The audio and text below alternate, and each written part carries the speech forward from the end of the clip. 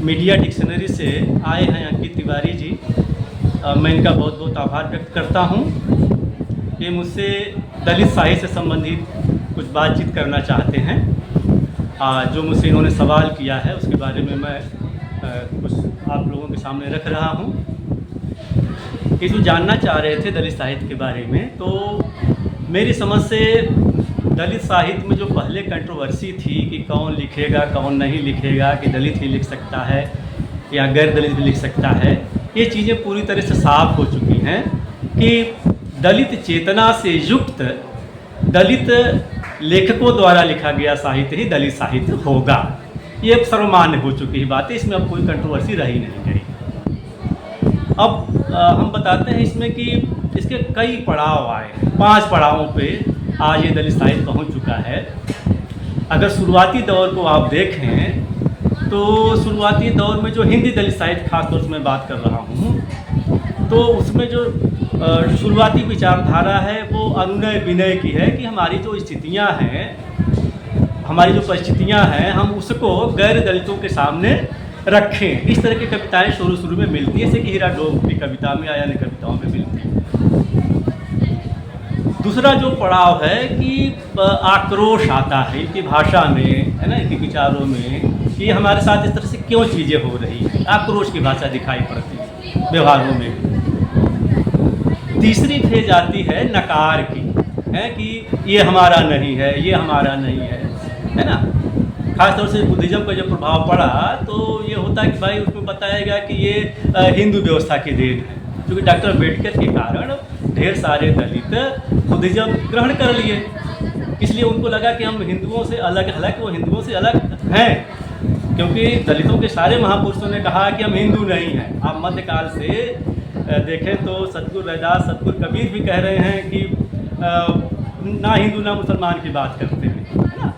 तो जो तीसरी फेज जो है नकार की, कि अगर कोई काम अगर हिंदू व्यवस्था में हो रहा है तो इनको लगता है कि वो कर रहा है तो हमारा नहीं, तो इसको हम छोड़ें, है ना।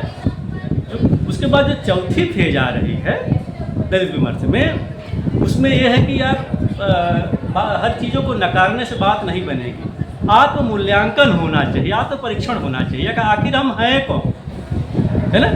जब आत्म परीक्षण हुआ तब ये नकार की चीज़ें धीरे धीरे हटने लगी, तो अपने बारे में लोगों ने लिखना शुरू किया। और जो 5वीं फेज आ रही है दलित विमर्श की, जिसको डॉक्टर धर्मवीर जी लेकर के आते हैं, और ये अम्बेडकरवाद की बात जिसको कहते हैं, इसको उत्तर अम्बेडकरवाद नाम दिया जा रहा है ना, कि उसमें डॉक्टर धर्मवीर एक तरह से जो 6ठी शताब्दी ईसा पूर्व में बुद्ध और महावीर के समय में मक्खली गोसाल का जो आजीवक दर्शन था उसका उन्होंने पुनरुद्धार किया।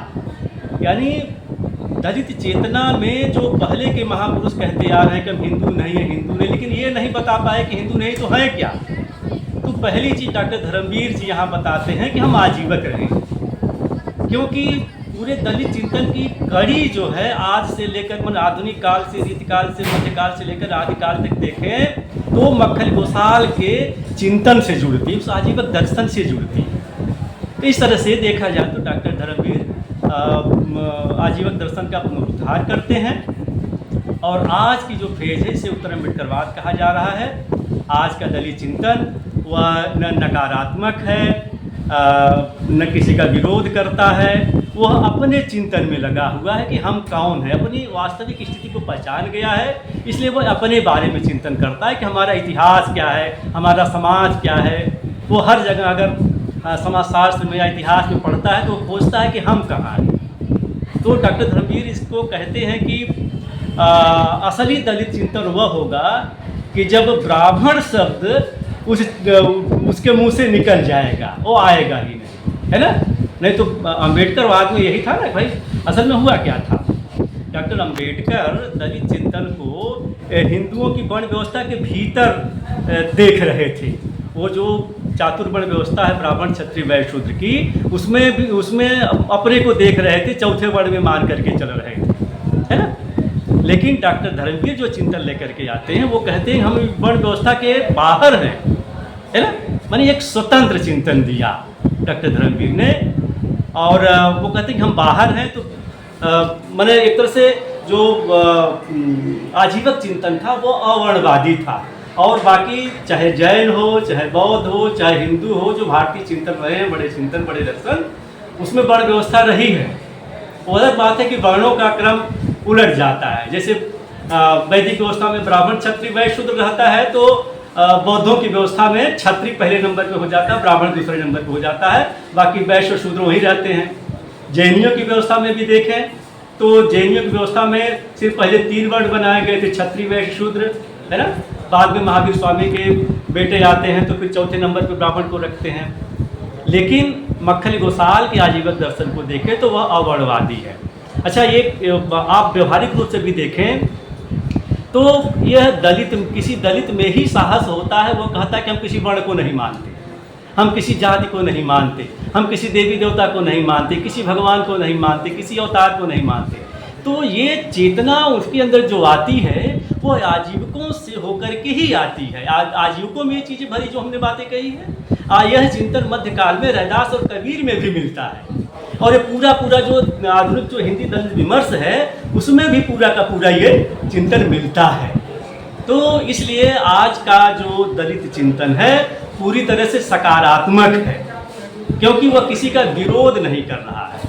क्योंकि अम्बेडकरवादी चिंतन जो था वो विरोध करने के कारण नकारात्मक हो जा रहा था, इसलिए आगे नहीं बढ़ पा रहा था। बार बार आप देखेंगे कि जो अम्बेडकर विचारधारा से प्रभावित दलित चिंतक है वो एक ही चीज़ों को बार बार ब्राह्मणवाद एक ही चीज़ बार बार करते थे। लेकिन उत्तर अम्बेडकरवाद में ब्राह्मण शब्द ही निकल गया, है ना।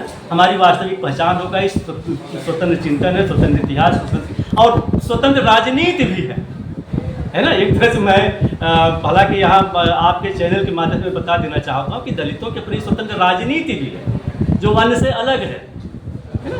तो इस तरह से वास्तविक रूप से मैं दलित चिंतन को ये देखता हूँ कि अपने असली रूप में उत्तर अम्बेडकरवाद के नाम से पहुँचा है। किस तरह की राजनीति है सर? देखिए, खासतौर से आप अगर पूछ रहे हैं तो मैं बहुजन राजनीति की बात कर रहा हूँ, बहुजन समाज की बात कर रहा हूँ, है ना। कि जैसे मानवर कांशीराम ने जिन बहुजन राजनीति की नींव रखी थी वो अम्बेडकरवाद से अलग हट करके थी। हमने एक बात कही थी कि बाबा साहब अम्बेडकर अपने आप को हिंदू वर्ण व्यवस्था के भीतर रख करके चल रहे थे, लेकिन मानवर कांशीराम जी कहते हैं नहीं, हम वर्ण व्यवस्था के बाहर हैं। यानी एक तरह से आजीवकों के चिंतन को ही लेकर के चलते हैं, जो जिसकी बात डॉक्टर धर्मवीर कहते हैं, है ना। जैसे डॉक्टर अम्बेडकर कहते हैं कि आर्य यहीं के मूल निवासी हैं, या शूद्रों को वो क्षत्रिय बताते हैं, है ना। लेकिन मानवर कांशीराम का जो कॉन्सेप्ट है, जो 1585 का कॉन्सेप्ट उन्होंने दिया, वो कहा नहीं, वो आर्य बाहर से आए हैं, हम यहाँ के मूल निवासी हैं, हम 85% हैं यहाँ, है ना। तो इस तरह से जो एक स्वतंत्र राजनीति है, मानव कांशीराम जी की जो राजनीति है वो एक स्वतंत्र राजनीति को लेकर के चल रही है, इसी की बात करना चाहते हैं।